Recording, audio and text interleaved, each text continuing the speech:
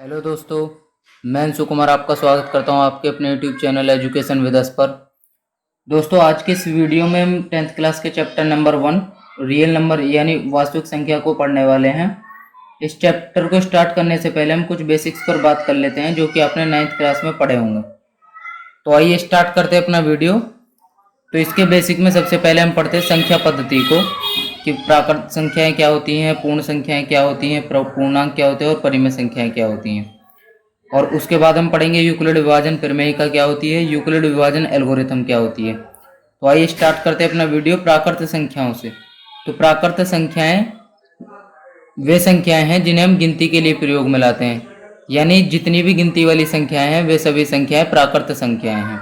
और प्राकृत संख्याओं को कैपिटल एन से प्रेजेंट करते हैं, यानी इनका जो संकेत है वो कैपिटल एन है।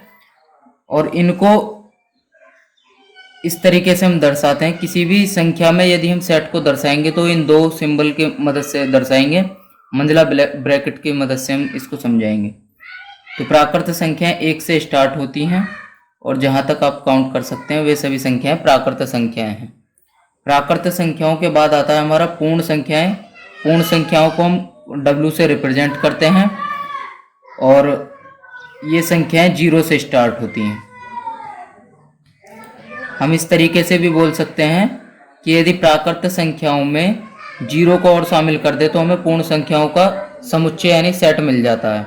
समुच्चय होता है कि उसमें संख्याओं का एक समूह है। आगे आप 11th 12th में जब जाएंगे तो सेट को बारीकी से समझेंगे। केवल यहाँ पर आप इतना समझें कि जो सेट है यानी समुच्चय है वो संख्याओं का एक समूह है। तो इसके बाद हम आते हैं पूर्णांक पर। पूर्णांक को कैपिटल Z से रिप्रेजेंट करते हैं और इसको लिखने का जो तरीका है वो ये है कि यदि हम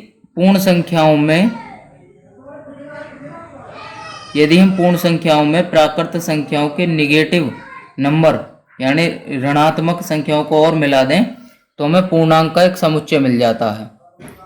अब आते हैं हम परिमेय संख्याएं क्या होती हैं। परिमेय संख्याओं को Q से रिप्रेजेंट करते हैं और परिमेय संख्याएं वे संख्याएं होती हैं जिन्हें हम P/Q के फॉर्म में अरेंज कर सकते हैं। वो सभी संख्याएं परिमेय संख्याएं हैं। अब देखिए एक एग्जांपल के थ्रू समझने की कोशिश करते हैं। मान लीजिए लिखा हुआ है 3.5 और हमको चेक करना है कि ये परिमेय संख्या है या नहीं है। तो आप किस तरीके से चेक करेंगे? तो हम इसको इस तरीके से चेक करेंगे कि यदि हम इसको P/Q की फॉर्म में अरेंज कर पाए तो हम कहेंगे कि यह संख्या परिमेय संख्या है, और यदि P/Q की फॉर्म में अरेंज ना कर पाए तो हम कहेंगे कि ये परिमेय संख्या नहीं है। तो आइए देखते हैं, इसको इस तरीके से लिख सकते हैं 3.5 अपॉन में 1 तो होता ही हर किसी के में, तो 3.5 के अपॉन में भी 1 है तो इस पॉइंट को हटाया और 0 बढ़ाई तो इसकी वैल्यू हो गई हमारे पास में 35/10। इसको हम P/Q की फॉर्म में लिख सकते हैं। अतः यह संख्या जो है परिमेय संख्या है। या फिर परिमेय संख्या वो भी परिमेय संख्याएं होती हैं जो P/Q की फॉर्म में लिखी हुई होती हैं, जैसे कि 4/5, वो चाहे निगेटिव नंबर हो या पॉजिटिव नंबर हो, -3/2 या -3/5, ये सभी संख्याएं जो हैं ये परिमेय संख्याएं हैं। यदि परिमेय संख्याओं की डेफिनेशन की बात करें तो परिमेय संख्याओं की डेफिनेशन होती है वे संख्याएं जिन्हें हम P/Q की फॉर्म में लिख सकते हैं वो सभी संख्याएं परिमेय संख्याएं हैं। और इसमें एक कंडीशन होती है कि जो नीचे वाला जो हर है वो कभी भी 0 नहीं होना चाहिए। ये डेफिनेशन होती है परिमेय संख्याओं की।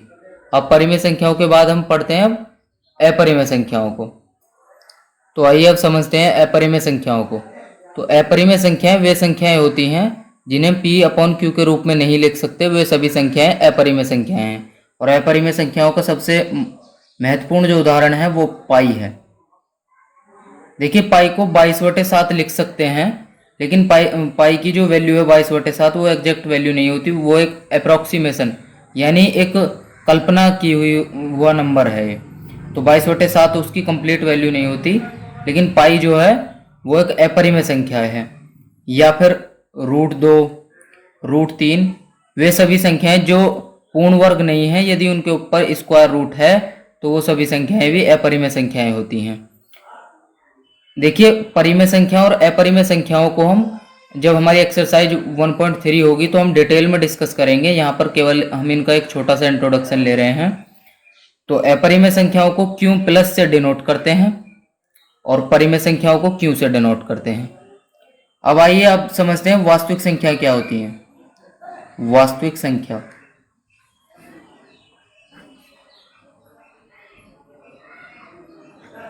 तो वास्तविक संख्याएं जो हैं वो परिमेय तथा अपरिमेय, परिमेय तथा अपरिमेय संख्याओं को मिलाकर जो हमें संख्याएं मिलती हैं वो वास्तविक संख्याएं होती हैं। और वास्तविक संख्याओं को हम कैपिटल आर से रिप्रेजेंट करते हैं, यानी जो संकेत है इसका वो है कैपिटल आर। अब इसके बाद बात करते हैं हम यूक्लिड विभाजन प्रमेयिका पर। देखिए इसको समझना काफ़ी ज़्यादा जरूरी है कि यूक्लिड विभाजन प्रमेयिका।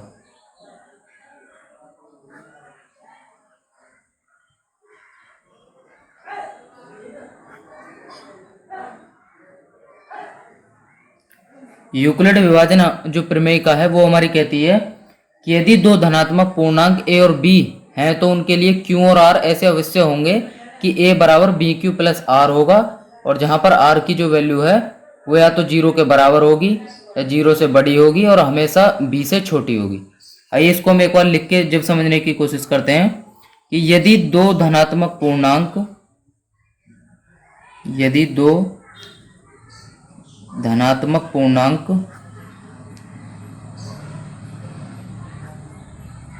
ए और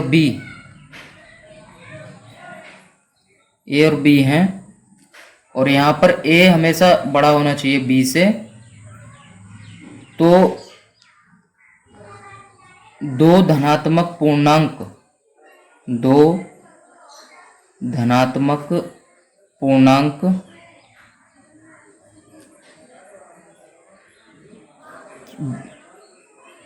क्यू और आर इस प्रकार अवश्य होंगे